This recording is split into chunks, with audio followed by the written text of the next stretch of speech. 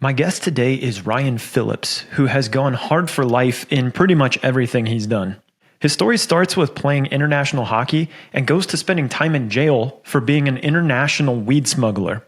After getting out and using manifestation techniques he learned in jail, he grew his weed business into a massive operation that earned him the title King of Weed. Despite the massive amounts of money he was generating, though, the stress, the death threats, and his run-ins with the mafia had him leave his business and start life anew as a humanitarian.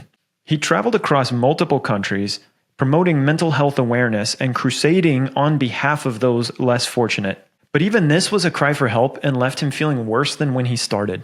We cover a lot of ground in this episode, from money, manifestation, and spirituality, to benzo withdrawal and the lies that we often tell ourselves. This episode is a very intimate slice of the human experience through the lens of one of the most radical men I've ever met. Please enjoy. You are listening to the Hard for Life podcast with Thomas Scott. Really grateful to have you on, and I'd love to open this up by starting to talk a bit about your story and background and what you've been through in life that's led you to here right now.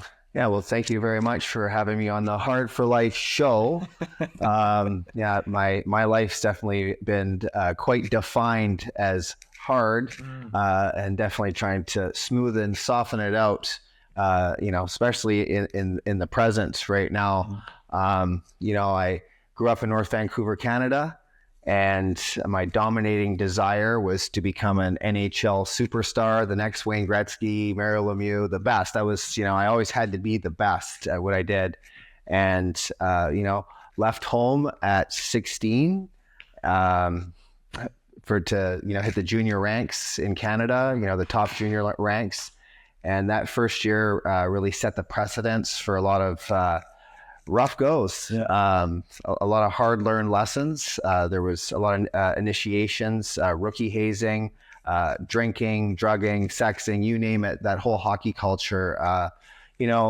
Hopefully it's getting a little bit better. I know I've really tried to use my voice in that space, especially the coaches that are, watching over these teams and players.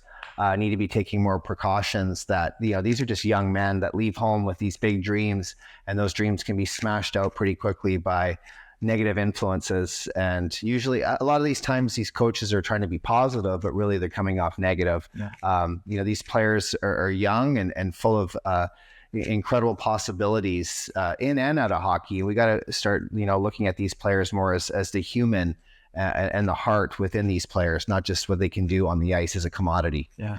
Well, and I know where we're going with your story, just for the listener, is you ended up as the King of Green, which is international drug smuggler. So I'm going to pause that, though. I just want to keep a little bit of people on the edge of their seat here. And when I originally heard your story, the hockey piece really stuck out to me because some really...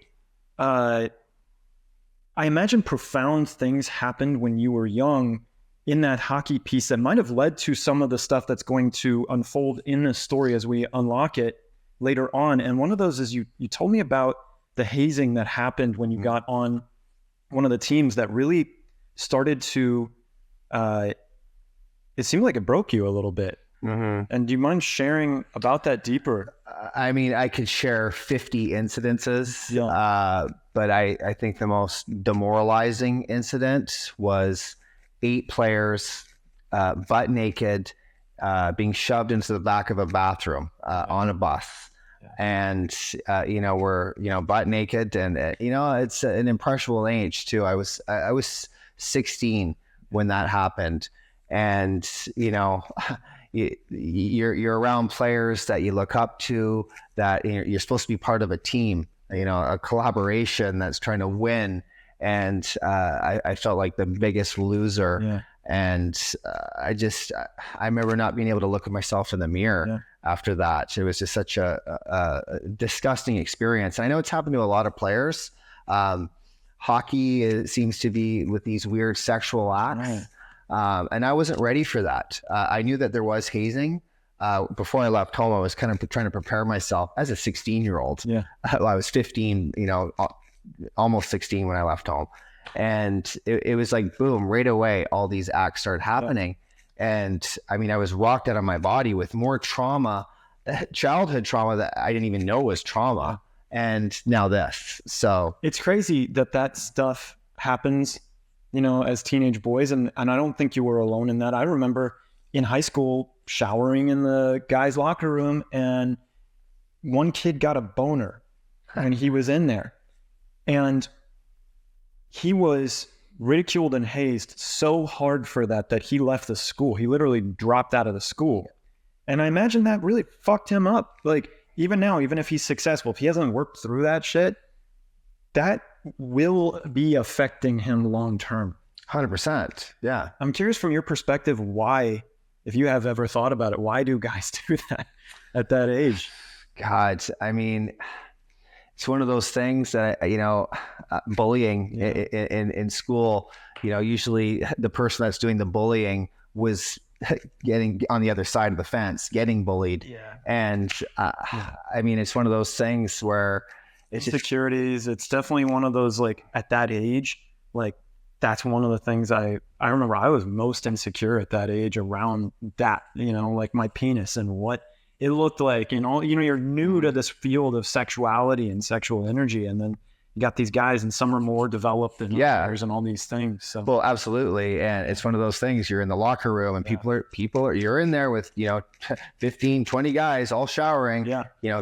People are looking, we're human. Yeah. And I did. And I know people were staring at mine. Yeah. It's human nature. Yeah. And, as a male too, it's, am I bigger? Am I okay? Am I going to fit in? And, it's one of those things, especially at a young age, because you just don't know. And, it's, guys are telling, hey, how many times do you spank it a day? So like, that's just what happens. Yeah. And, oh, I don't, but you really do. Yeah. And what if I get caught? Around that, and so there's guilt and shame around that at that time in life. Yeah. And I imagine a lot of men haven't taken a real hard look at that. That's one of those, like, tuck that memory away, put it down, don't bring it back out. But well, we haven't found our identity at that age too, and I think when, being 16 and all of a sudden you're playing in front of thousands of fans, which was like your dream. Yeah. And then all of a sudden it becomes a bit of a nightmare. Yeah. But at the same time, now I've taken on the identity of a hockey player, of a sports star, so to speak, and a celebrity in a small town.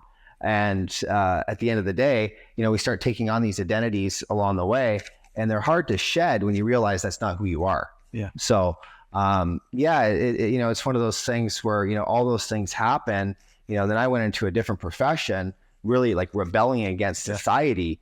And why did I do that? I was cultivating that identity from unresolved trauma that happened childhood. And then obviously in the hockey culture, and so much guilt and shame, even though I was making, millions and millions of dollars, none of that could soothe, the shame, the guilt, and the pain, like how much pain that I went through in those days. And I'm not trying to play a victim. I was a victim of my environment. Yeah. I was a victim of circumstances that I myself and my parents decided to put me through. Yeah. I could have walked away at any time, but I didn't want to let myself down, my dad, my community.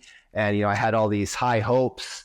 And, when things went sideways with injuries, concussions, drugs and alcohol, all the chaos of my life, during those years away from home, all of a sudden, boom, the marijuana industry lands on my lap. And I find that this medium of making,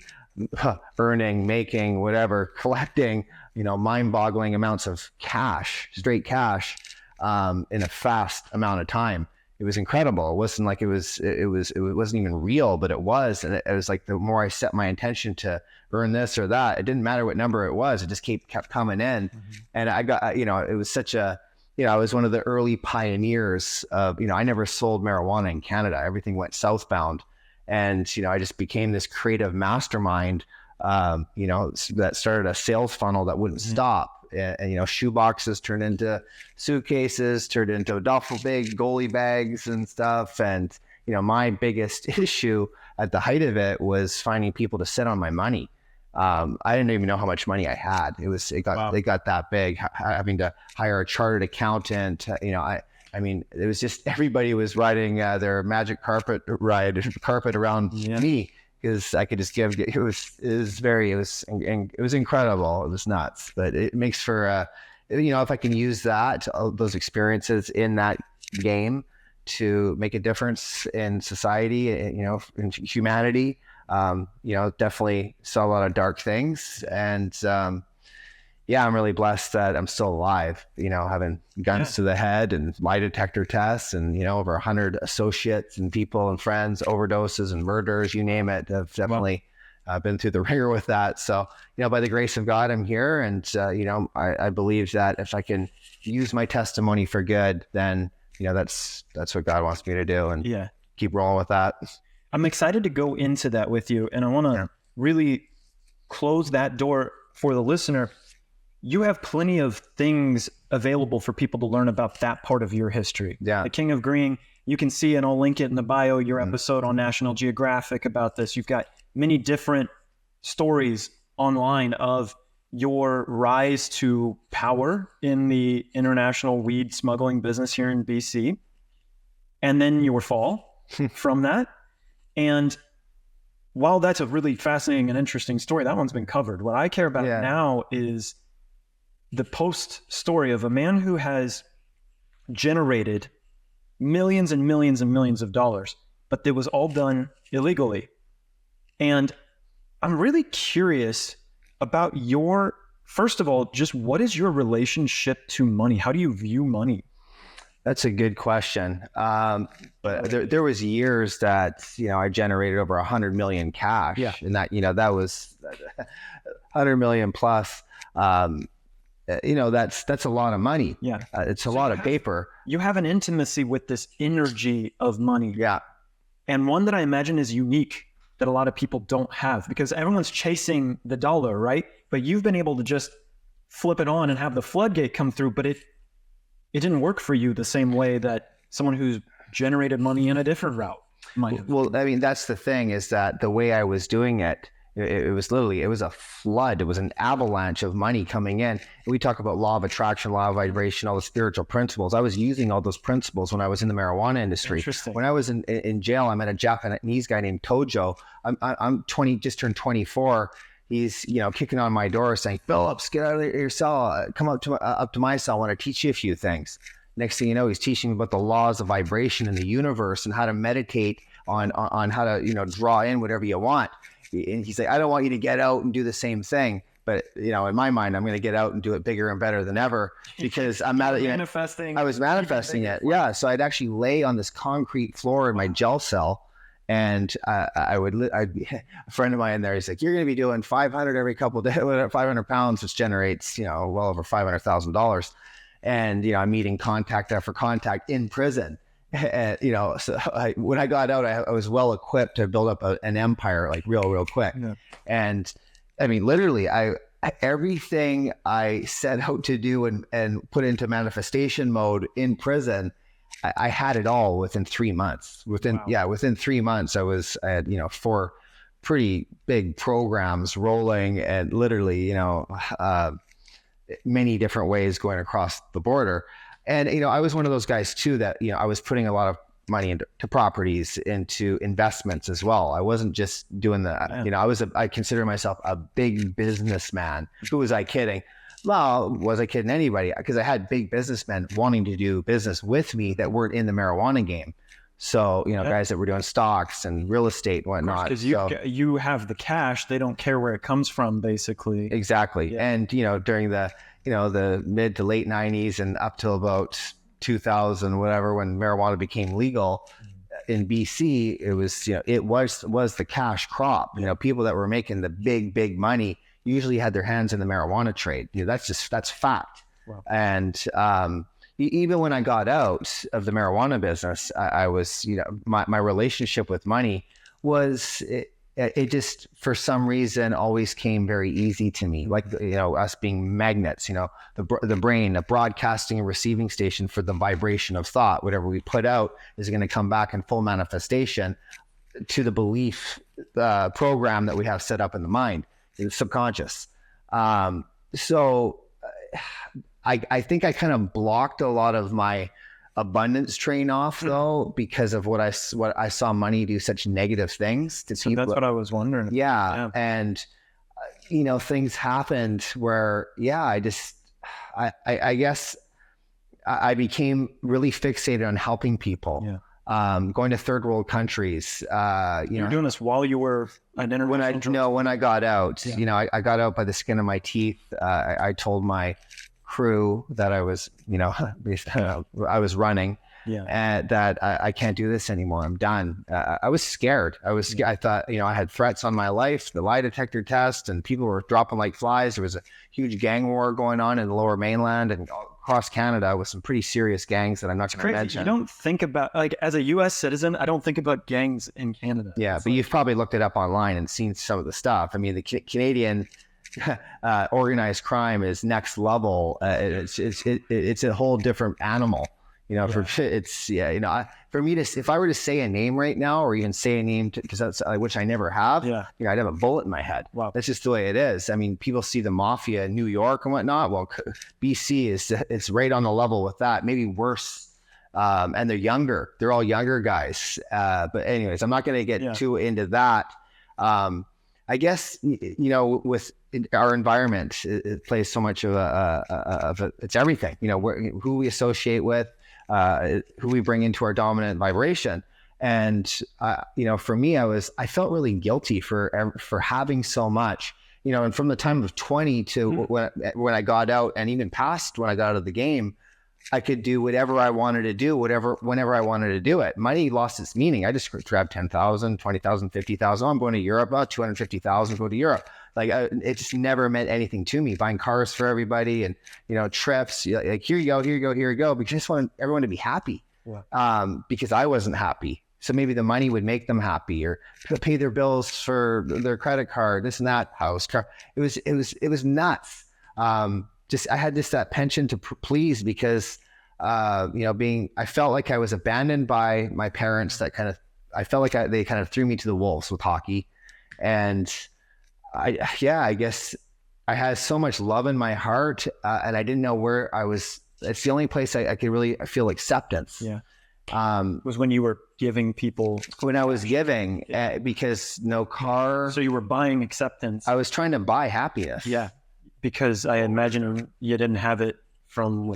Happiness is an inside job. It's about letting go and letting in and reaching out to help others. Yeah. And, that's where that's where I found my most happiness or contentedness is being of service. And, divine service is being able to give back to mental health, human trafficking, that kind of stuff. Those big things that are like really poisoning the world, kids, the next generation they're going through a lot of turbulent times right now. I mean, the world's in definitely not a great state right now, but I think the more that we focus on what we can do as a collective, things will definitely get a little bit better. It's definitely intention at the end of the day. I'll go back a little bit.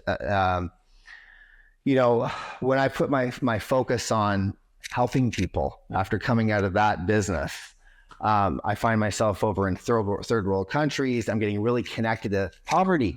So I go from this this super wealth environment, mansions on the hill and fancy cars and fast life, women, you name it. Like, my whole life was like, I mean, you look, it's like lifestyle of the rich and famous. Yeah. That's what my life was. It's Wolf of Wall Street on steroids, and more money. And then all of a sudden I'm in third world countries, pedaling across. How long ago did that shift happen, just to get me caught up on the time? Well, when I got out of that business, I felt a lot of guilt and a lot of shame for how much money I had and for how much money I'd spent and for everything where I'd put my money. And it was almost like I couldn't get rid of it fast enough to charities, to kids, whatever. I just wanted to give and help. And, I knew that whatever I put out, I would get back. Well, next thing I know, I'm in poverty states. And I started feeling really comfortable in poor places and being around poor people, impoverished people.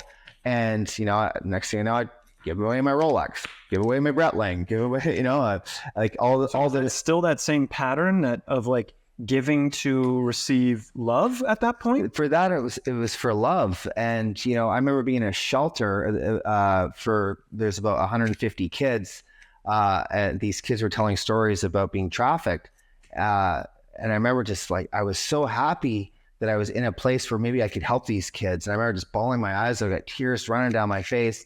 And these little girls who had been through so much trauma, so much sexual abuse, are wiping tears off my eyes. And I was like, oh my God, this is like, I fit in here. Wow. And I think a lot of that too is maybe not to the extreme, but yes, trauma is individualized. You know, your trauma could be the worst thing in the world, but just for someone else being like, oh, well, it's not that bad. Well, it's bad for you. Mm-hmm. It's very individualized in how we feel. Trauma is trauma. The body takes score on all that stuff. Mm-hmm. And for me, I related to these girls because of the stuff that I'd gone through with hockey. You know, I was a commodity. That number on my back was a dollar sign. And the more that I had that amplified awareness to that, and how a lot of these, you know, corporations, you know, teams, whatever.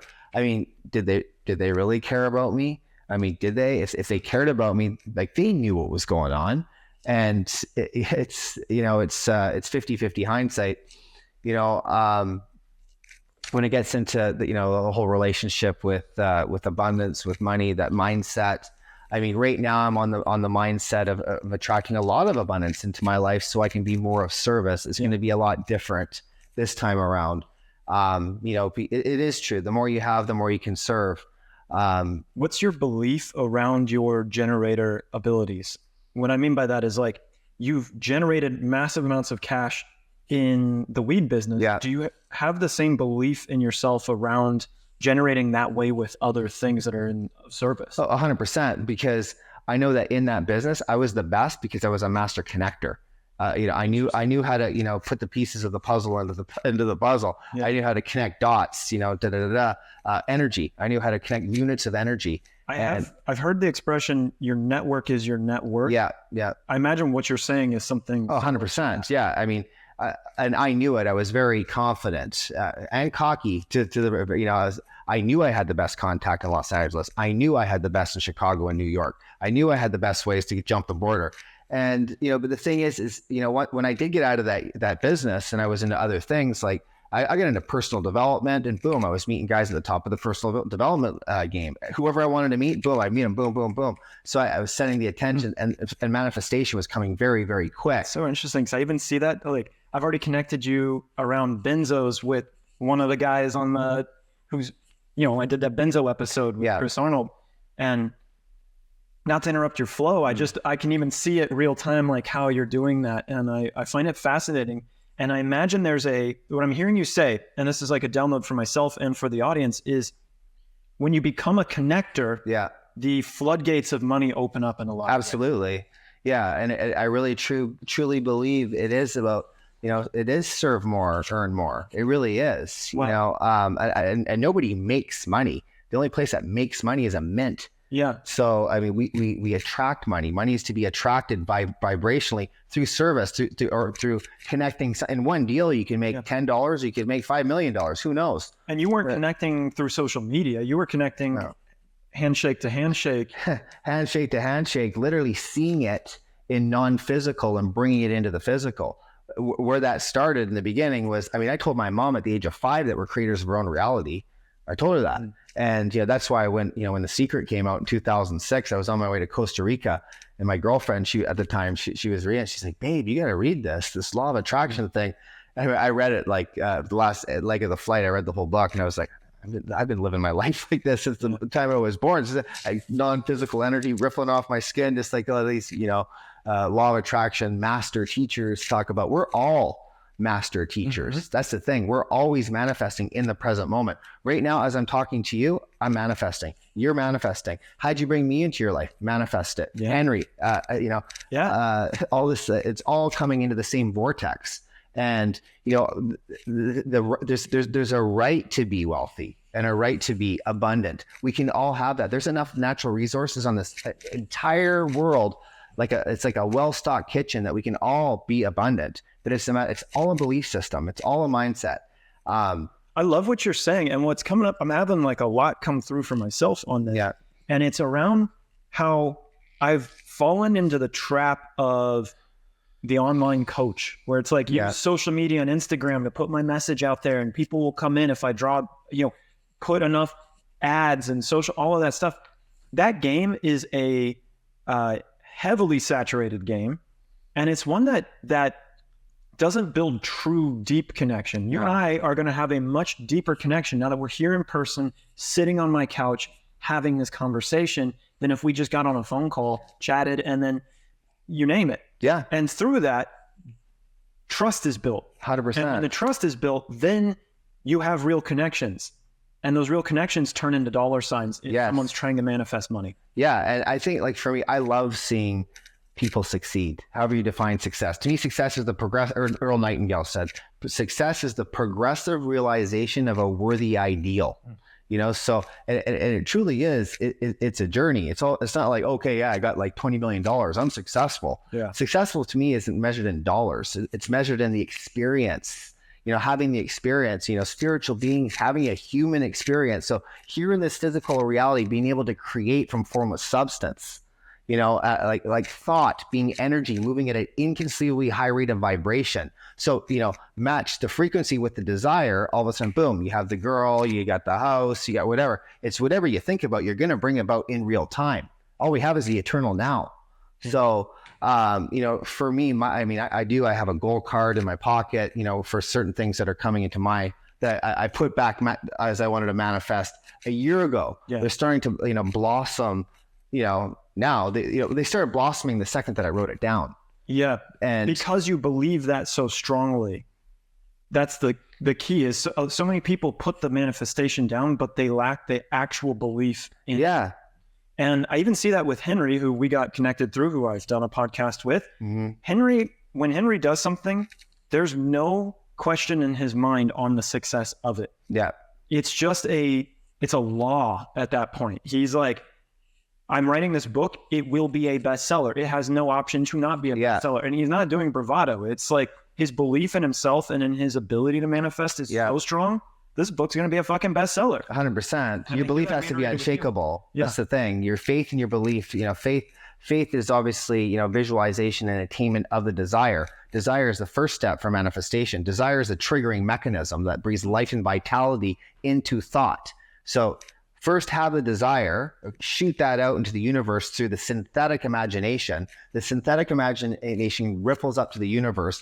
God source picks it up, shoots it back to the creative faculties of the imagination. Then next thing you know, boom, non-physical becomes physical. So, and we can do that with whatever. It's so fucking cool to hear you talk about this stuff, having used it to become one of the top drug smugglers. Like, to me, it really proves the validity of the techniques, because it's no matter what moral code you apply it to, it works. It's not like, well, it only works if it's something that religion or society agrees is acceptable. It works across the board. You can apply these to literally anything. It's a universal law at that point. 100%. Yeah, these are laws that are immutable. They've always been since the beginning of time, and they'll always be here since infinite.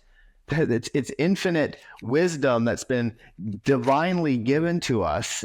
That we're these focusing mechanisms. If we're not focusing on a subject, then nothing's going to blossom. It's like planting seeds.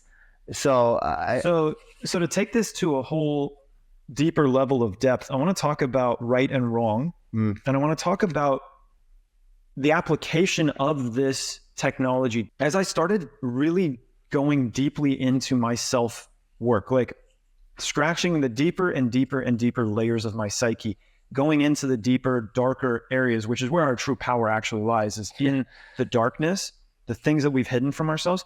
I started to realize what I'm truly capable of. And I've talked about this on the podcast many times. Anybody who hasn't dug deeply into their darkness, if someone says, I'm not capable of blank, whatever it is, murder, rape, you name it, I call it bullshit. I call you haven't done the inner work enough to see what you're truly capable of.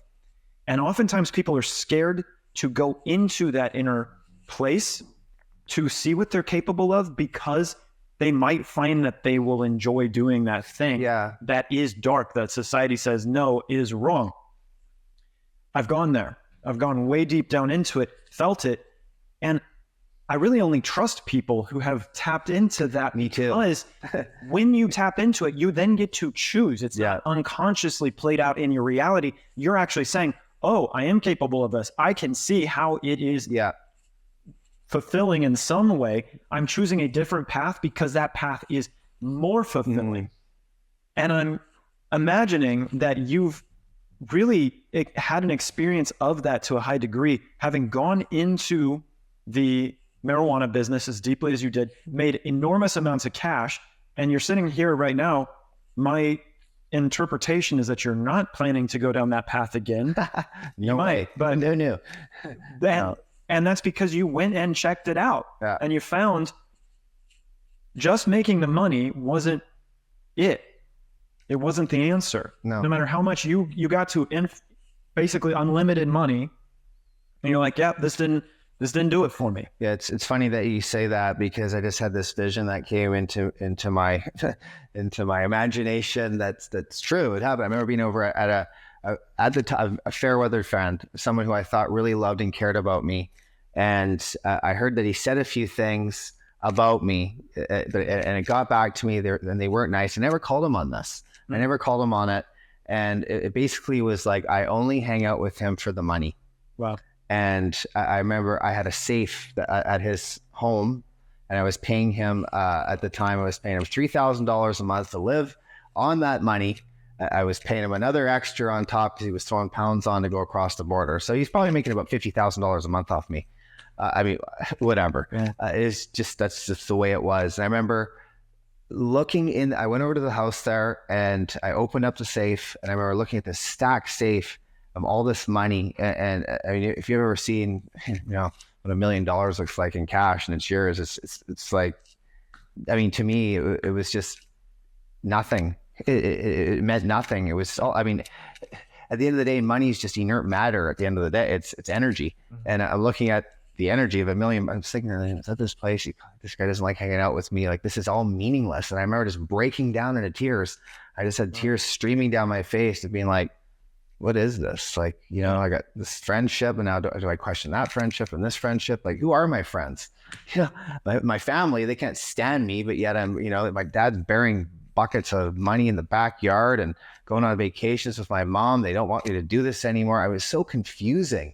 And it's just, I mean, I look back on it now, I talk about, I only want to be working with people that have been through the depths of the dark side. That's it. Like, if you haven't gone through adversity, that's like, I know my purpose in life. My purpose in life is that, they say that the two most important days are the day you're born and the day you figure out why. Well, I know why, but it's to, through bridging cultures, radical forgiveness and meeting like-minded people that have been through the stuff, being able to teach humanity that through every adversity that we can all become abundant, that we can transmute desire into its physical or monetary equivalent, and help other people do the same. Because like, I believe that, there's that book, Think and Grow Rich, it says every adversity carries with it the seed of a greater better. Well, I've been through the adversity now. I thought that I went through it before. So they said in the book, actually, Napoleon Hill says, when you were ready for it. Well, I thought I was ready for it after I read it 300 times 12 years ago. I wasn't ready for it. I thought I was. And I made a film that has those principles in it. I lived my life like extremely on those principles. Huh. And, I had to lose what I had to lose to gain what I have today, which is the wisdom now to be able to draw in, very quickly, whatever the heck I want to do it. And so I can show other people that it's attainable, and that's, I think a lot of that was, I had to go through a lot more and more heavy hits, being on medication. Mm-hmm. My anxiety was so bad, which I now know was unresolved trauma, concussion stuff.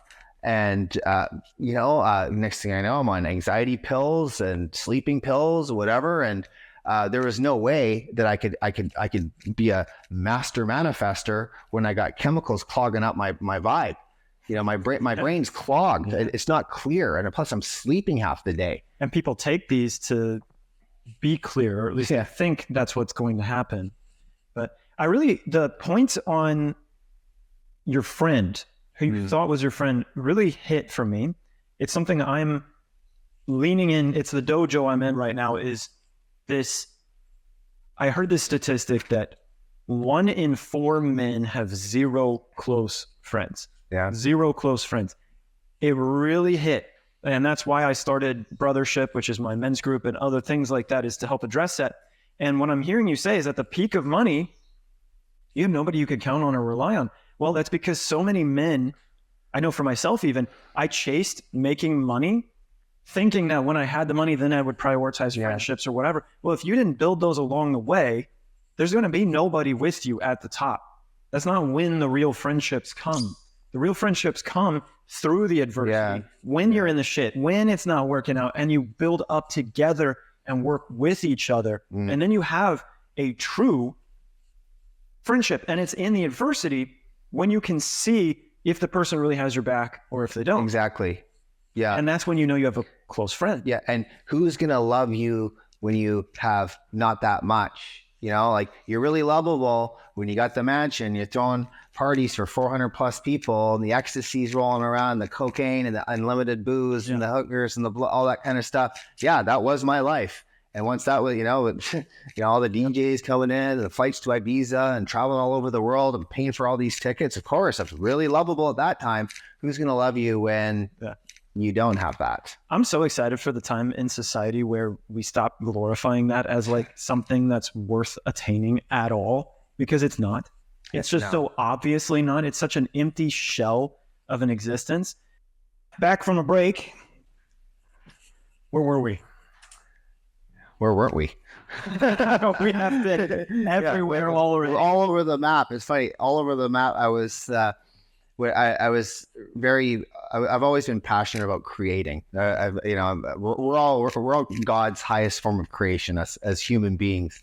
And I remember one of my dreams was to get a travel show going. And I went across Southeast Asia when I was in 2012, and I shot a film over there that was basically structured like a travel show. And it ended up getting picked up, and it was shown, 37 times in Colorado. It got distributed all over the world, yada, yada. It's a whole nother story. But even before then, MTV followed a friend of mine and I around for 8 months, and it was called All Over the Map, because I've always been a little bit all over the map, and I like to think outside the box. This past year, 16 and a half months ago, I was in Naples, Florida, and I was talking about getting it was a giving back travel show that I had this concept that I wanted to do, and it looked like all systems were a go. We were going to really put this thing together, and it was centralizing on how we can give back through mental health, addiction, and really focus on people around the world that are giving back to society through their setbacks. And at that time, my daughter was in a rehab facility. She has suffered for a long time with addiction issues, methamphetamine, fentanyl, you name it.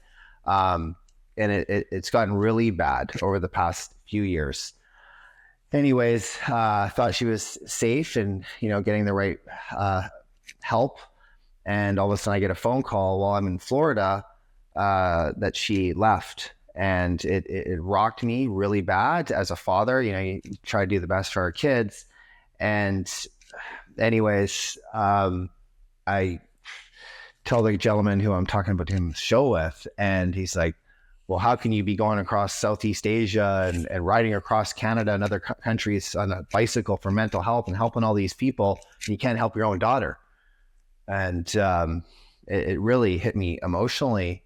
Things were clamped on that show. Next thing I know, I'm talking to these two prayer warriors, one out of the Bronx and another lady out of San Antonio, Texas.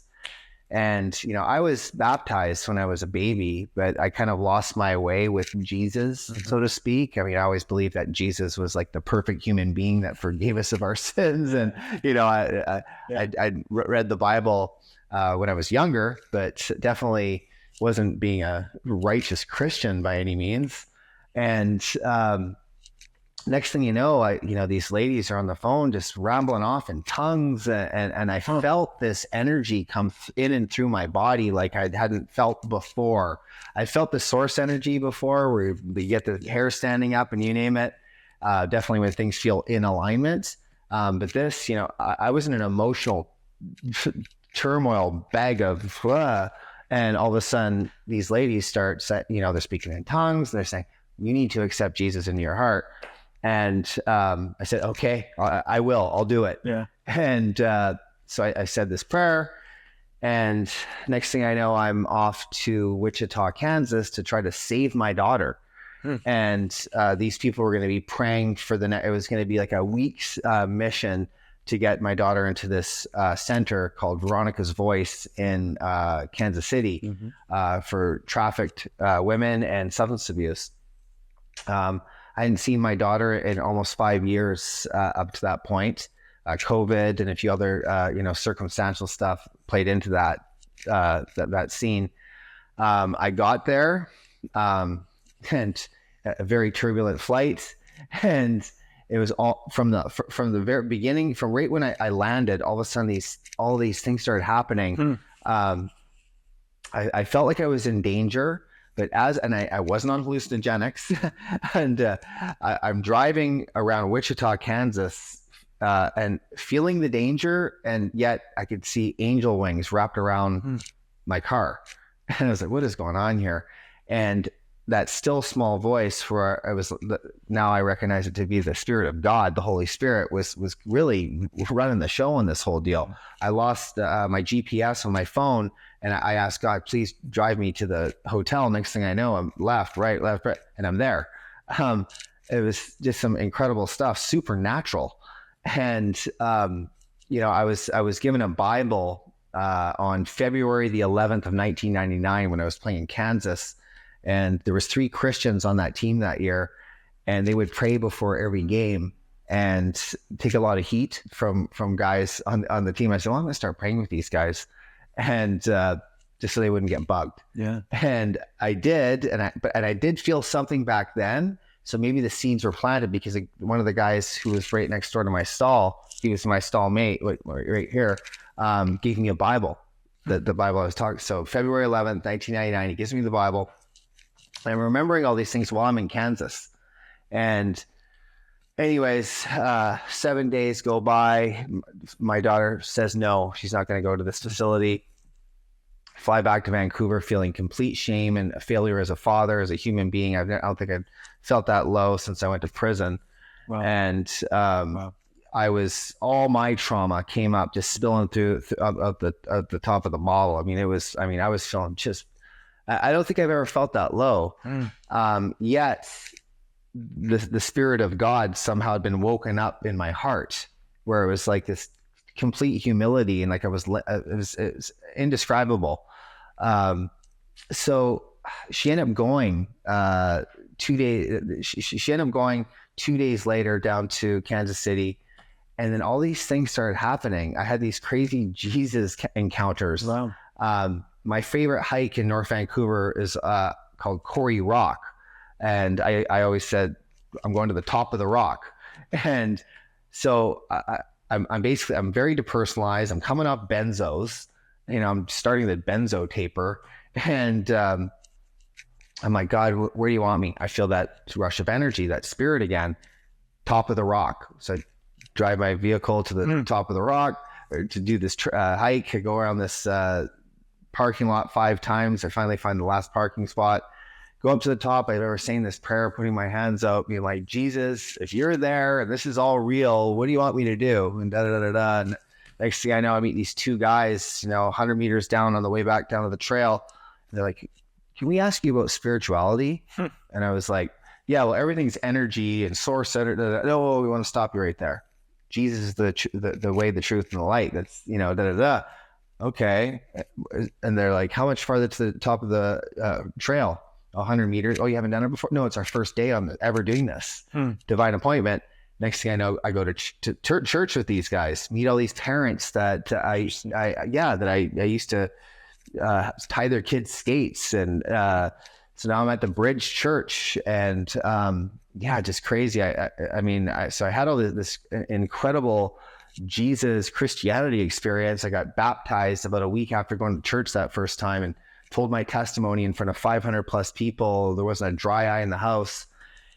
And I lived with a Christian family for close to 3 months after getting baptized, right underneath where that hike was. Interesting. Very interesting. And I remember I did a hockey radio show for mental health. And right after I told this lady who I was living with about the Bible, and she goes, imagine if you found that Bible. I said, yeah, I mean, I told my dad to get rid of all my books like 5-6 years ago. Those are gone. And there's no way that Bible's there. I've lived in 30 plus houses. I've traveled all over the world. Finding that Bible there's no way. No, you never know. Anyways, next thing I know, after I did that radio show with the hockey show, Mental Health, I go for a coffee about 15 minutes down the road. Ding, my phone dings, and it's my Instagram messages, and it's the guy who gave me this Bible. His name's Trevor Hannes. And I see that, I'm like, oh my God, there's that rush of energy that again it's going through my body. And so I texted him, I said, give me your number. Called him. I was like, I was just talking about you last night to this Christian lady. I'm like, I'm a Christian now. I've got baptized. I've had all these crazy Jesus experiences. He's like, no way. He's like, anyways, I'm like, do you mind if I call you back in 10 minutes? I'm going to rush back to the house and I want you to meet Ruth. So go back to the house. He meets the lady and she's like, he was just talking about you last night. And we had a little Bible study that night. And I imagine you have gotten a lot of fulfillment out of these experiences. Yeah. Something's working. Yeah. Something's real. Yeah. You know, because when people talk about spiritual experiences or religion, there's so many opportunities to debunk it, so to speak. And what I find most important or fascinating about them is less about judging the reality of it, and more about what did you get from it. Yeah. And what I'm hearing is a deep sense of fulfillment and a deep sense of connection with something bigger than yourself, and a deep sense of meaning in your life for the first time, which is often really important for people who are just drowning in meaninglessness, drowning in lack of direction or focus. And so I want to ask any listeners that might be holding disbelief for any of the experiences they're having, or wondering how they can relate to it in their own lives, is by allowing them to see that when you open to something bigger than yourself, you're going to have your own unique experiences of this type of connection. And those experiences go a long way to give you a sense of purpose and meaning, and that life isn't just, you're not just a tiny speck on an even smaller speck. Yeah, you're chosen in the desert, of space. And that's really important to help people start to own their lives again. Yeah, I think, see, this was a different feeling than like a law of attraction. I want something. This was something that was given to me through trials and tribulation, where I don't think I was vibing too high. I think my vibration was like down in the sewer, yet supernatural, incredible things were happening because I accepted Jesus into my life. Isn't it interesting how, like, sometimes we have to hit rock bottom in order to have that voice finally come in? Yeah. It's almost, and I thought that I'd seen it too, in that space where they're like super connected to God and can feel and resonate with a voice of God. Almost all of them, if not every one of them, has hit some form of rock bottom. It was at that point where, like, I have that never give up makeup. I'm never going to give up. You're going to have to kill me before I give up. But it was at that point where literally it was like, I'm just done. I think I'm done here. Like, God, if you're out there, because I feel like I'm just like, I'm going to dust. Like, I'm just like, I'm not worthy to be living on this planet. It felt like that. And the Bible, this is the Bible right here. After almost, 24 years of this Bible being missing and gone, I went to my house the very next day because that voice came through me, and I'm sitting at the dinner table, and I left my phone downstairs. I'm sitting at the dinner table, and I said, Dad, I'm like, have you seen a Bible downstairs by any chance? He's like, no. He's like, why would there be a Bible down there? He's like, you told me to throw all your books away, a long time ago. And I said, okay. I'm like, I'm just going to go downstairs and check. He's like, well, the basement light's off. He's like, you won't be able to find anything in there because it's pitch dark.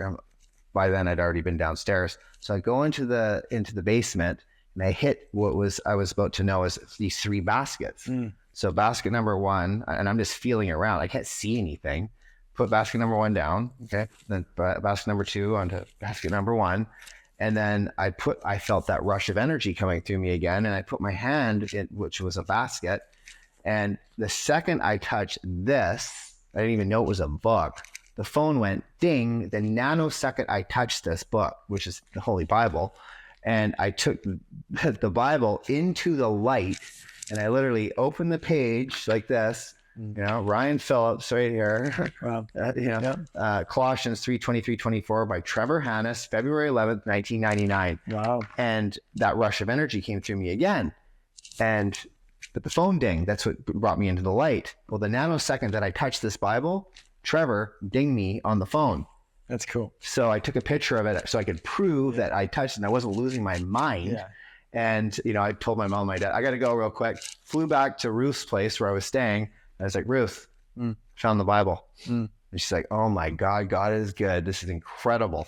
I mean, if that wasn't a supernatural experience right there.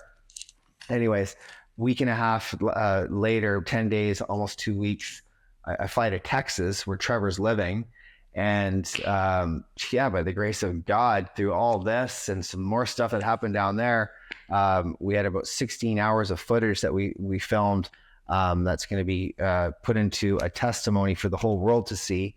It's being shown to Angel Films in less than a week. And if they pick it up, great. If not, someone else will.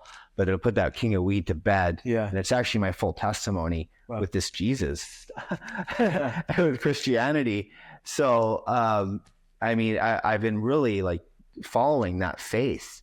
And, when I read the Bible now, it's completely different. I really feel that living, breathing word speak to me. Yeah. And it's like, I've always believed that we're divinely guided, but now I actually have these visions of Jesus.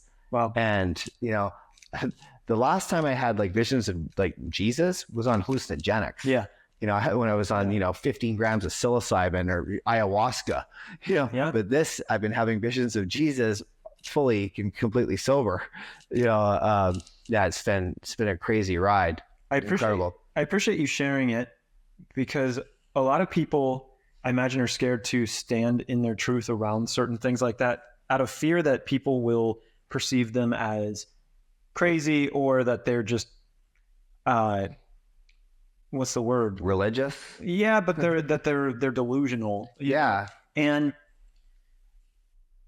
due to my own journey with psychedelics and various things, the one universal is that there's something bigger than what we can see. 100%. Anybody who's done psychedelics can all attest to an experience of something greater than what we're able to perceive with the 5 senses. How that something greater comes into the planet and manifests. Frameworks like religion and different religions are those types of vehicles that can help channel that energy to access that deeper truth, that capital T truth. Yeah. And what I think is really fascinating, I was raised Catholic, and I can see how the framework of Catholicism, which is actually subtly different than the framework of Christianity, although they're related, versus the framework of Mormonism, versus the framework of Judaism. All of these frameworks, when people go all in on the framework that works for them, which oftentimes is the framework you were born into, I'm finding. I was born into Catholicism. My dear friend Soleil was born into Judaism. We're both looking at these frameworks and making our own adjustments based on the knowings that we've had in our lives and the actual truth, not someone else's voice that was downloaded through them, but through the voice that's coming from inside each of us.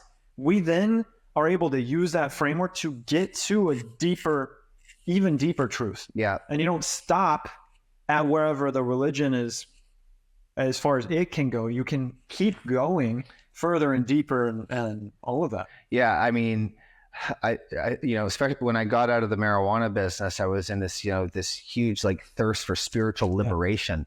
I was reading every self-help book. I was reading, Buddhism, Bhagavad Gita, you name it. And just really, everything, source energy, asking us to give, sing, think, grow, right, you name it. I'm reading like book after book. I'm demolishing like 4 or 5 books a week on just personal growth, you name it. AA. I started going to AA when I was 27 years old, and I had those ripples of non-physical energy. And I mean, I've always believed in a higher power. The thing is, and I've been all over the world. I've traveled all over the world. I've meditated in monasteries with monks and been up to the mountains. Like, I've done all that, and I did feel an energy of higher self-awareness, higher consciousness, but Christ consciousness for me has been a completely different journey. It's a whole different. It's more for me with Christianity. It's more about like true, like real humility. Like I don't think I would be where I'm at right now, coming off the benzodiazepams, if it wasn't for Jesus. Yeah. So I do have a place I want to go with this now after this next break we just took, which is using this. So you've spoken many times about this energy that comes through you. Yeah. And I'm now in the stage of my journey of really getting interesting, because I've experienced that too. I know what that feels like. At least I know my version of it. What it feels like to have that, and then to pair it with the law of attraction. So you take that energy and combine it with quantum meditation, and it unlocks an entirely different game. Because I'll just share briefly about like a game I'm playing right now.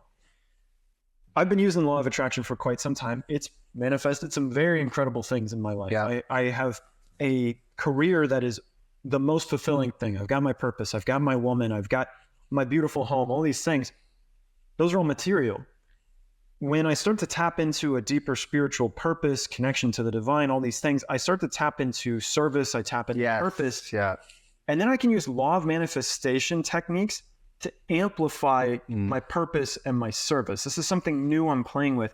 And instead of applying it to seeing and visualizing myself in a Lambo, or even my business going really well, it's seeing and visualizing myself serving at exponential levels, feeling a particular way within that service, having gratitude for the path of that service being so obvious and unlocking. So it's like, I'm now playing the law of manifestation on clarity, the law of manifestation on like connecting to that voice inside and amplifying it in a way where like I'll sit in a quantum meditation and then experience the visualization, then the excitement and the gratitude for experiencing the voice of God coming through me at a much louder, amplified way. Yeah, radically amplified. It's fucking cool. Yeah. Like that's a whole, like, it's like an exponential jump into a different dimension, of, like, almost. Yeah. Playing, because then you start to see the like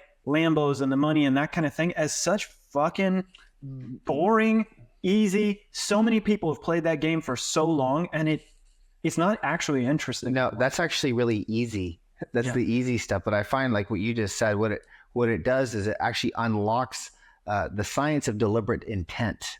Interesting. Yeah, where it's like like everything that we're really deliberate about, and we focus on that deliberation, is going to be like into an almost instant manifestation. It's cool. And that's when you start drawing in the like-minded individuals that have those same intentions. Yep. See, the thing is like for me, because I've had all those material things, and for a minute it was like kind of fun, whatever, to drive the new car and open up the door to the mansion and stuff like that. Great, especially at such a young age.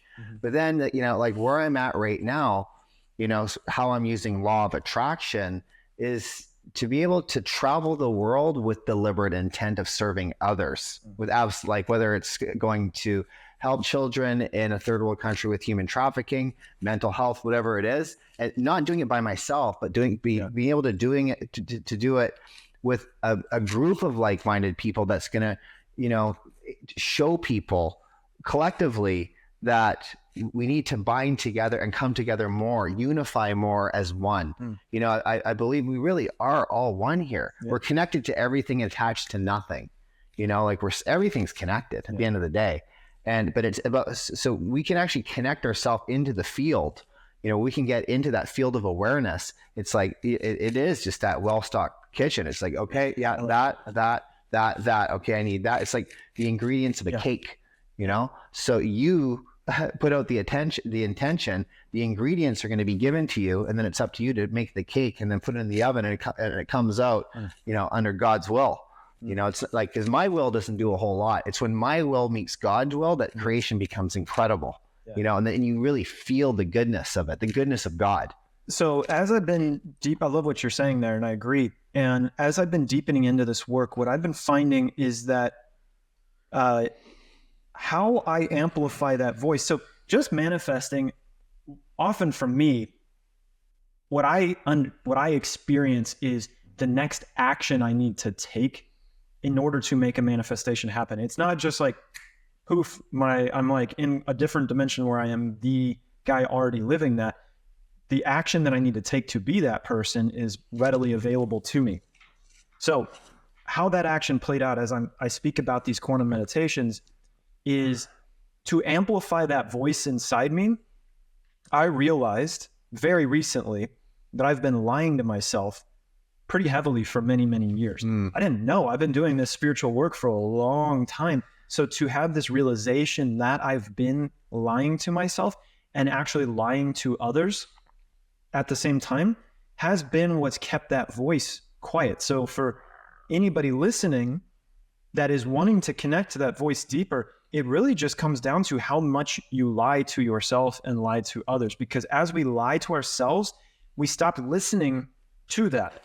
We can't listen to that anymore because it won't support the lie, because that voice only speaks truth. It's coming from something more truthful and higher than our ego is. And so then from that place, I started to look at, like, I had to accept.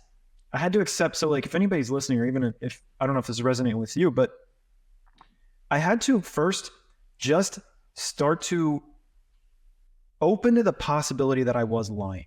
100%. Yeah. And then as I did, I started to see it. And I'm like, oh my God, I'm a fucking liar. And it's not the blatant lies. There's two kinds of lies. First lie is a blatant lie where I just tell you this thing that is a non-truth that I know to be a non-truth. That's a blatant lie. The lies that are more insidious are the lies of omission. It's the lies that I withhold. So I can tell you a truth, but if I don't tell you the full truth, especially intentionally, that's a lie of omission. That lie of omission is what I had been doing to myself in many, many ways. And when I started to see it, then I could see where I was lying to others through these lies of omission. Yeah, you feel like a fraud. 100%. Yeah, and it's like that old adage, our secrets keep us sick. Yeah. Well, I think our secrets are what blocks us off to the sunlight of the spirit. It's, you know, what if we're like good and we can be fully deep, step into our authentic selves and live our life with integrity, and there's no like lies or deceit that's blocking our gateway to the truth, which is, you know, the omnipresent of now. You know, all like when we drag in that other garbage, nothing good is going to blossom into manifestation, because we're feeling guilt. You know, we're holding on to a lie. We feel for someone who has a conscience, you feel guilty. And yeah, I mean, up until, I would say maybe a little over a year ago, there were some things I was holding on to that I was feeling pretty crappy about, you know, like some lies that at the time when I didn't even think I was lying. Yeah. I thought I was bending the truth, or oh, it's okay if I just do this, or this person doesn't know what happened. No, it's not okay. That person should have known, because and it didn't so much even really hurt that individual. It actually hurt me. And, you know, I was the one that was holding on to, you know, certain things. And, there'll come a time when I have to apologize to these people. They're not in my life right now. I've apologized to these people as into the universe, because I don't know if I want to draw these people back in, because I was at a certain stage of my evolution when those things were going down. And I was thinking, like, what did I even really want back then? But, it's incredible how life works for you the minute you actually understand that life is working for you and not against you. We're really good at playing victims. And even when we don't think that we're playing victims, a lot of the times we are. Yeah. And, everything that we have and what's going on in our life is a direct correlation to like what we actually manifested. Well, so that's where this lie comes in, I think. So I had this realization, this is only like 2 days old, that if I am not seeing the results, actual results of what I have been desiring to create in my life around me, and I've applied myself to make that happen, the only reason that my life doesn't look the way that I desire it to be is because I'm lying to myself. Yeah. That's it. The end. There's somewhere that I have been lying to myself that is perpetuating a different reality than what I'm seeing. And that has to be true, because if I'm not generating or creating, because we are all creators and our mind will create whatever we actually want. You get to see what your mind's actually creating. Yeah. So if your world around you does not look like the world you really want it to be, and you think you are taking action to create the world around you that you want to be, and you're not seeing it in your reality, you have to be lying to yourself somewhere. There is a foundation of fantasy that we are living in, and we have to get honest with ourselves to see that fantasy. I had a fantasy. Here's the lie. I'm going to share it really vulnerably. I was lying to myself that I actually wanted to be a high performance man. It's really fascinating. I was lying to myself that I wanted to be a world-class performer in the realm of like accomplishment. Obviously that wasn't true, even though I was marketing myself that way. I was trying to condition myself that way. I was trying to present that, because I wasn't that. I wasn't experiencing that in my reality. Yes, I've generated some really cool things, but I haven't generated millions of dollars. I haven't generated certain financial and material things that I feel like I've been wanting. I realized that I don't actually want those things. I want them, but not at the cost of other things. Yeah. And so the lie was that. And so then I've been chasing this thing that I was lying to myself about, and it creates all of this cognitive dissonance. And then I feel stuck and like I'm running in place. Well, that's why. Yeah. Because I'm trying to lie to myself that I actually want something I don't want. Thank you for sharing that. I think a lot of what's going on these days too is we're seeing the high performers and whatnot. Yeah. We ought to be like that in order to like feel a certain way, and that's just going to be great. But a lot of the times too, like when we're lying, it's not always just like making up a lie. It's the saying yes when you really meant no. It's, that yes was a trauma response where you really wanted to say no, but it came out a yes. Mm-hmm. And then us, obviously, what I look at, we're like holographic images projecting themselves through a human nervous system becoming self-aware. Yeah. When our nervous system is so cranked up with unresolved trauma, we're saying, yes, yeah, I'll do it, when you really meant no. And that yes gets you into bed with maybe somebody in business, that takes you down a tailspin of crap. And then you get something that you're not really too stoked on. Exactly. And like, why does a high performance guy have to have be a billionaire or have 100 million or a million, whatever? Why can't they just be a good man, a good father? And, you don't have to have certain things to be a high performer. You don't. And at the same time, what's really fascinating about all of this is, as I got honest with myself, it's starting to unlock. It's like the truth is coming through. So when I could accept that truth and just was like, wow, that's the truth, then I got to get clear on what my truth actually is. And it wasn't a 180. It wasn't like, I don't want that at all. I want the opposite of that. It was a subtle sidestep. But because I didn't get honest with myself with the truth until recently, I wasn't able to make that adjustment that allowed anything to manifest. It's just in that kind of hamster wheel, no man's land of like telling myself I want this, but not taking the actions that actually create that, and then not generating anything that I want because I'm not going either direction.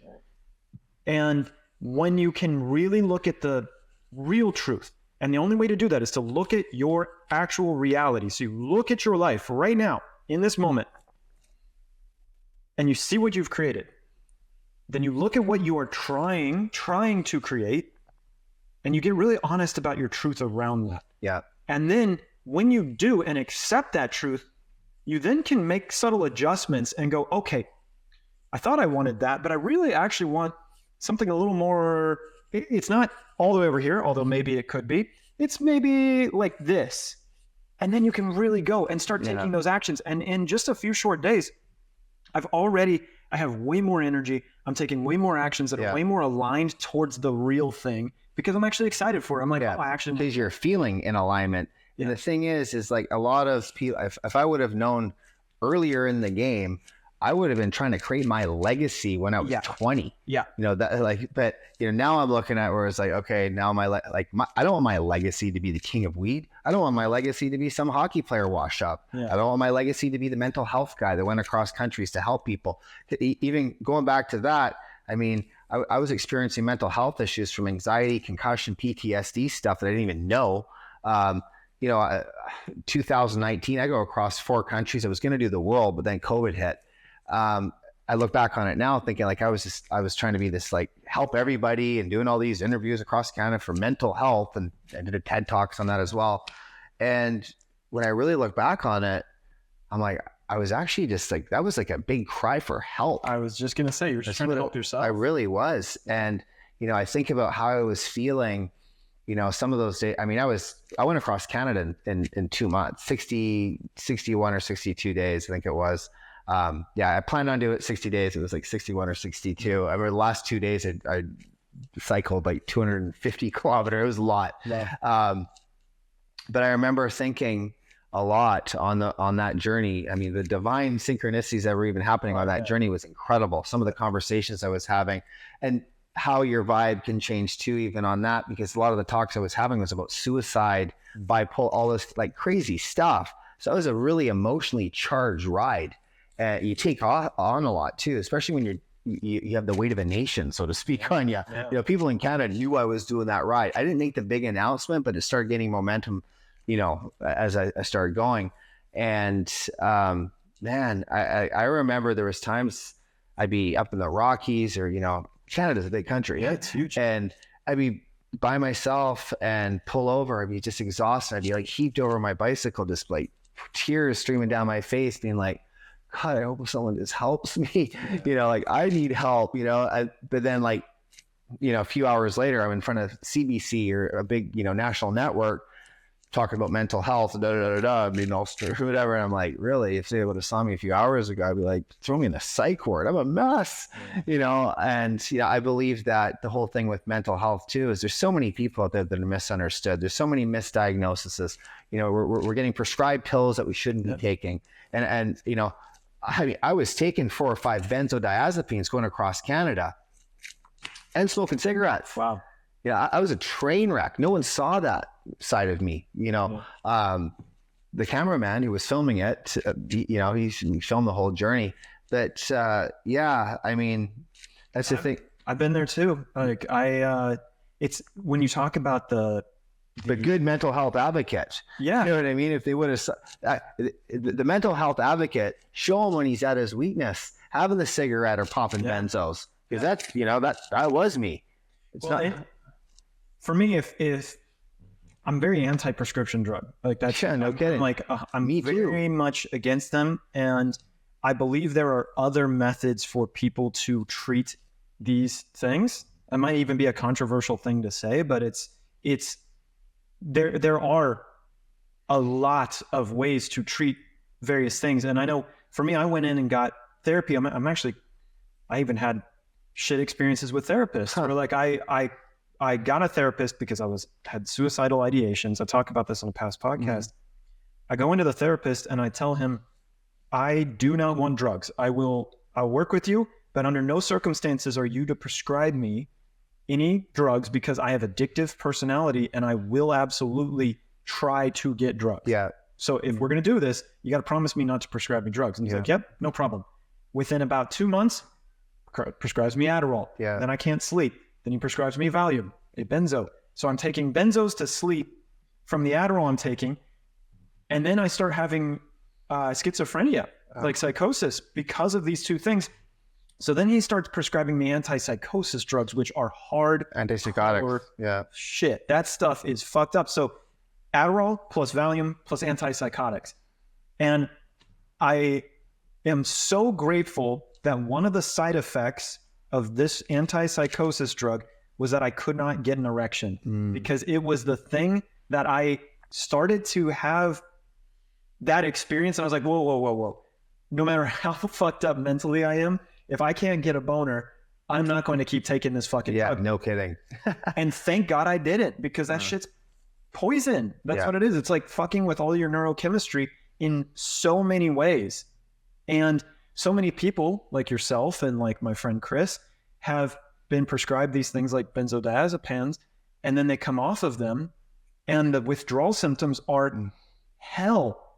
And they're hell for a long time. Yeah. I'm so grateful I didn't have benzo withdrawals, although I might have and not known it. I might have even had withdrawal symptoms because I had all of these really crazy thoughts about people in my life. Like I had a thought that my best friend was trying to kill me. I had a thought that like all these things, that has to be, and it was right around the time I was on those prescription drugs. So like, I mean, people don't even know when they're having the withdrawal symptoms. Exactly. The thing, I mean, I saw my first psychiatrist in 2014, I think it was. And I mean, I'd already like dabbled with the benzo thing, and, you know, I wasn't taking it every day, but I knew what they did. And then, you know, a failed relationship actually took me into my first, it was my ex-fiance thought I was cheating on her, and I wasn't. I was, you know, couldn't hug a girl for a couple years after that one, because I didn't cheat on her. She got me thinking that I did, but I didn't. Wow. You know, next thing I know, she sends me her sex schedule with her new boyfriend 2 weeks later. I mean, I was just knocked out of my socks.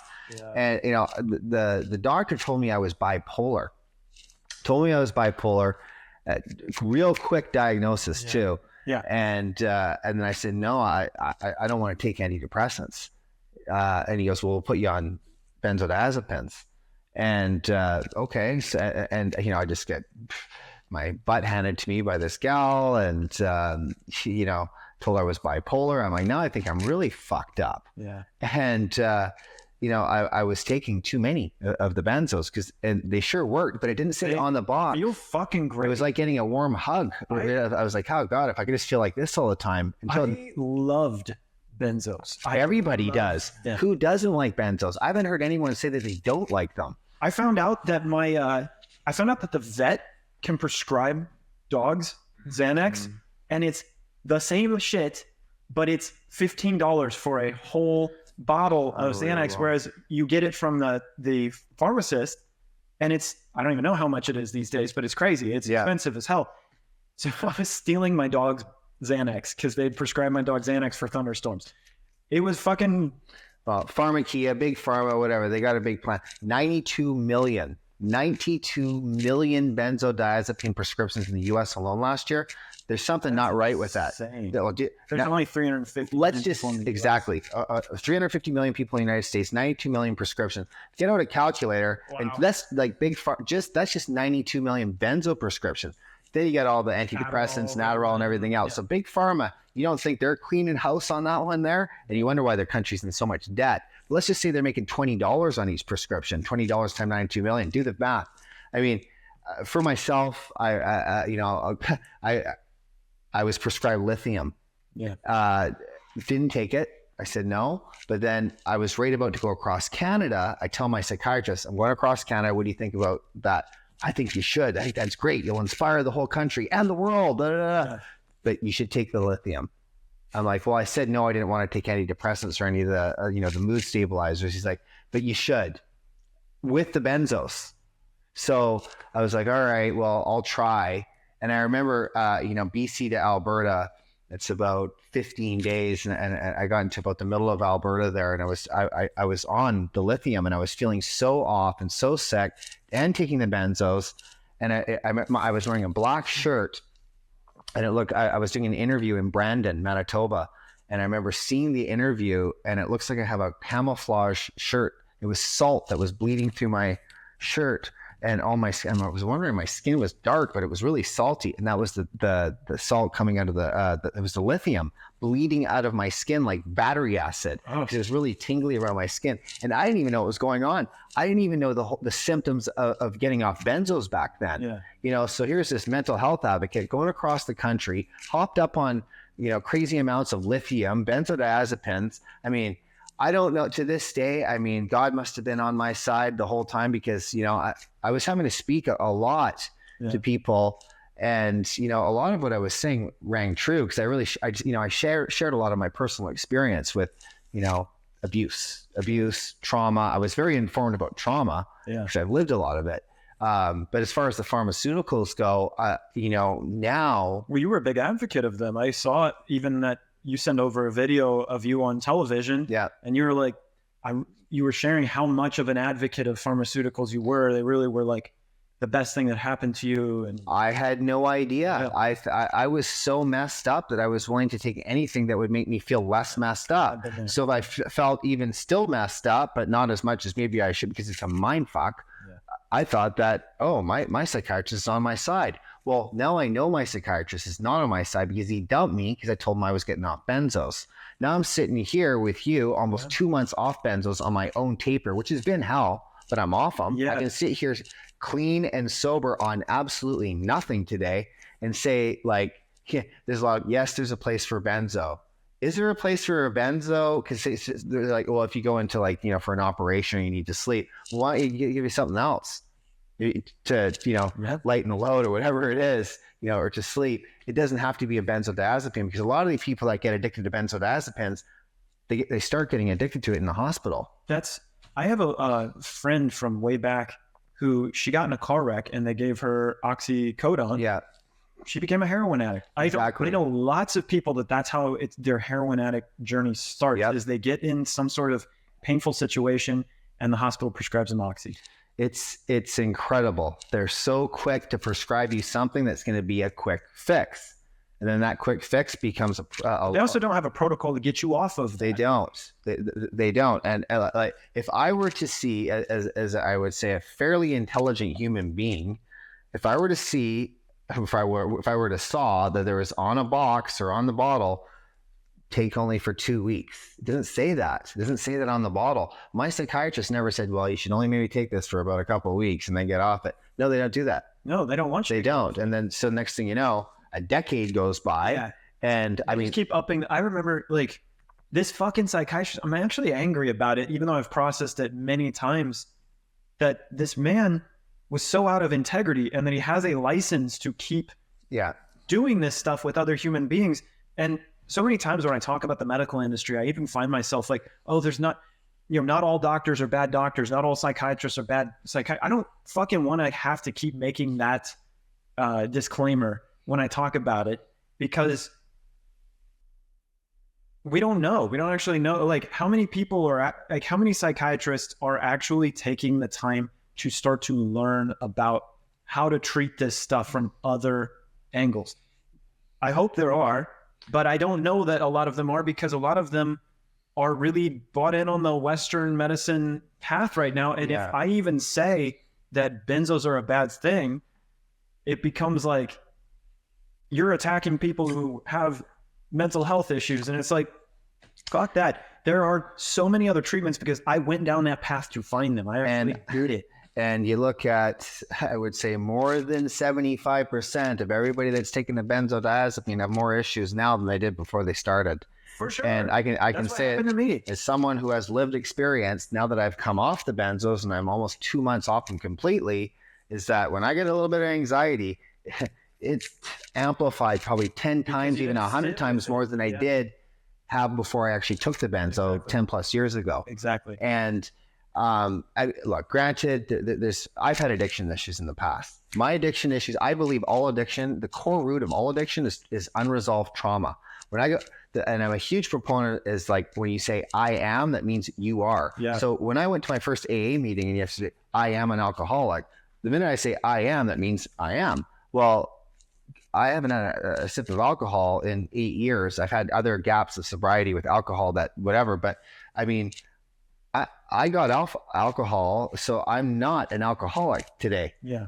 I beat alcohol. Literally, in my mind, I beat it. So when I used to go a lot of AA meetings, and I stopped saying I am an alcoholic. I would say I'm Ryan, I qualify. And I don't go to AA meetings anymore. I don't go, me personally, a lot of people, I guess, need them, and I don't want to disrespect anybody that does. 12 steps, great. So, okay, I want to land this plane because I think we're going to be out of camera and battery power soon. So we just got back from another break.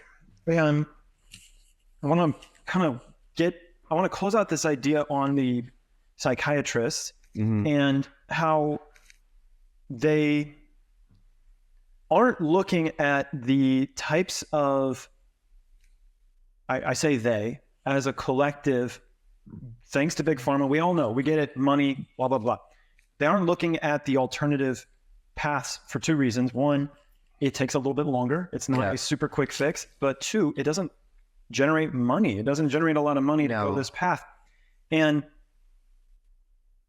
I want to tie that back in with the very beginning of this conversation around money, because you have a lot of experience with lots of money generated in less than, we'll say, admirable ways. Not that I don't have a problem with weed, but how you were making money from it was, like you said, there were, like, you had threats on your life. There's gang activity. It came with the price, the ultimate price. Yeah. And so it wasn't cleanly made money. I would consider using pharmaceuticals, or a pharmacist who is just blanket prescribing pharmaceuticals as making not clean money. Big Pharma is making not clean money. Big Pharma are the biggest drug dealers in the universe. Big Pharma is. And, the thing is you can't blame the psychiatrists and the doctors, because they go to school and they read out of an encyclopedia, but they didn't read out of the encyclopedia of your life or my life. They can try to understand what I've gone through, or you've gone through, what this person over here has gone through, but they can only understand so much. And then they write a prescription out of all the buffet of drugs that you can take, because they think that was good for you. But then in my instance, I became my psychiatrist. So he's telling me all his problems now, because he realizes that I'm a fairly intelligent guy, and then he walks out, we walk out together, he jumps into his yellow Ferrari while he's dressed in all his Versace. And I was sitting there going, what just happened? And people don't go into these professions to do that. They genuinely want to help. And they do help in the short term with the drug. It's the long term. It's not sustainable help. No. It's not true help. It's not the help that's actually going to bring about a lasting, empowered change within. Well, it's natural-based plant medicines have been proven to help restore the brain to its natural state of homeostasis. That's when the left brain and the right brain are connecting together and working on all cylinders. It's been proven.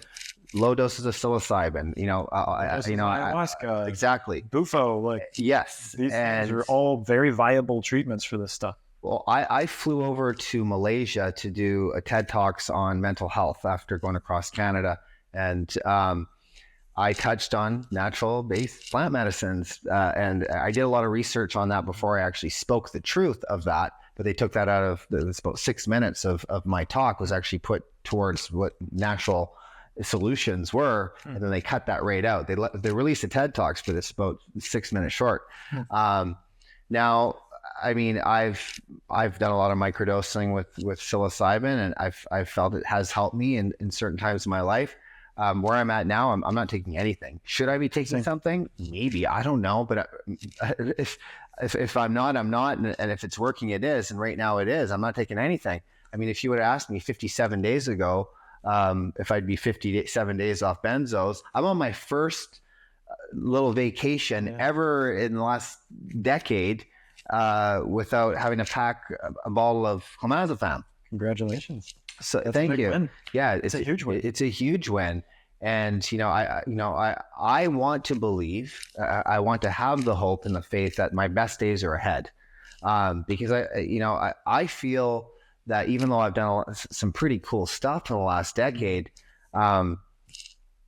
it's not really where it's just kind of okay. Yeah, I didn't feel a lot of the depth of fulfillment that you know you're capable of. I didn't feel the heart's joy to its fullness, because it was, I feel like a lot of it was dulled down with pharmaceuticals. Yeah. And like, if I have to cry more and feel more, and if I have to go through more anxiety attacks naturally, so be it. Yeah. In this next phase of my development spiritually, because I believe that spiritual growth has to come number one.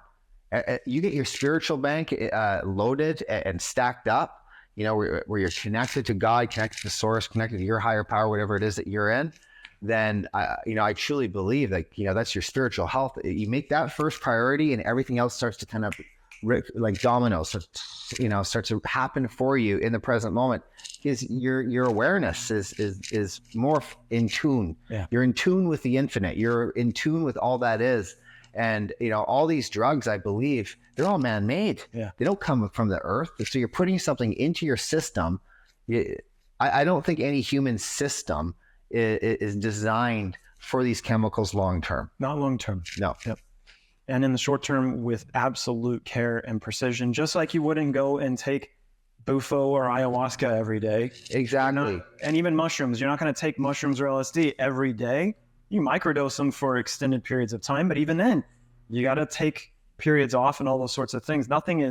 It's a moderation. Yeah. And nature, God, source, higher power, whatever. Get dosed on sunlight, get dosed on clean food, get dosed on clean air and deep, fulfilling connection with other human beings. Absolutely. That will solve 99% of all of the challenges psychologically that we are facing. Well, because all these synthetic drugs are going to have an effect on the brain. Yeah. And when you have low serotonin, low oxytocin, low dopamine, all that kind of stuff, you're not going to be in a good feeling habitual groove to create. We're here to create, not be dumbed down. And these drugs actually put up more walls to the thing that is most fulfilling and actually creates the most fulfillment in life, which is deeper connection with other human beings. And to be the ability to love yourself first, and then to love another human being is an incredible human experience.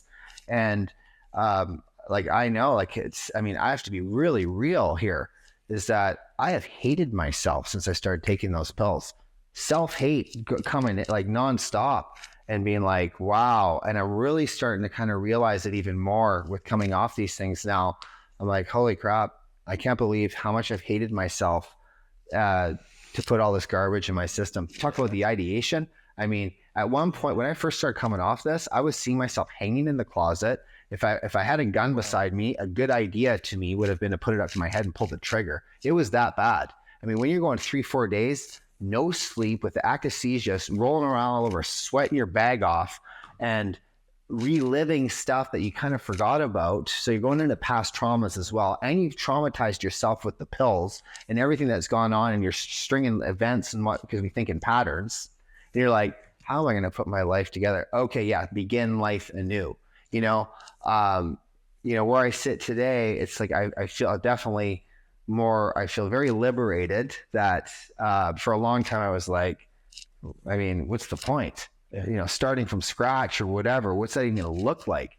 But I feel very, very optimistic, very, very grateful that, I'm only 57 days off benzos, and I got some pretty awesome people that have come into my life. I had no idea that Henry was a successful businessman. I just saw him on Instagram. I was like, I really relate to what this guy's talking about with, like, I had depression, I went through this relation, whatever. Like, this is a guy I think I can really get along with. Next thing you know, we hook in and we have all these things in common. I had no idea that, and now we probably will be creating some awesome things together, like yourself, so it's amazing. And it's also being vulnerable too, because I know when I had a lot of money, when I got out of that marijuana business, I didn't care what you did. I didn't care if you had 0, if you had 100 million. I cared about your heart. Yeah. If you had a good heart and you had good intentions and you had some pretty good ideas, you could probably do something together. And I mean, when it gets to the subject of money too, the minute, money becomes, it starts being more like made, so to speak, when the idea meets money, and when those come together, more money just starts being created. So, ideas are the ceilings to reality. So, you just, I mean, a lot of us being creative individuals have lots of good ideas, but I think it's having one that you really, one idea that you truly believe in. And that's like, and putting your focus on that one idea. And that's usually and when that idea is fueled by purpose, especially backed by that voice with the divine, that connection to the divine, that's something you can spend your whole life on. And it's something that you can give your life for all the way. If someone were to ask you, are you willing to give your life for the weed business? Clearly you weren't, because you were actually at the point where that might have been asked of you. Yeah. When you're connected to that inner voice, that thing that you're willing to give your life for has the opportunity to come through. And then you can live a truly full, truly realized and fulfilled life. 100%. And even with the weed thing, after King of Weed was filmed in London, National Geographic came out.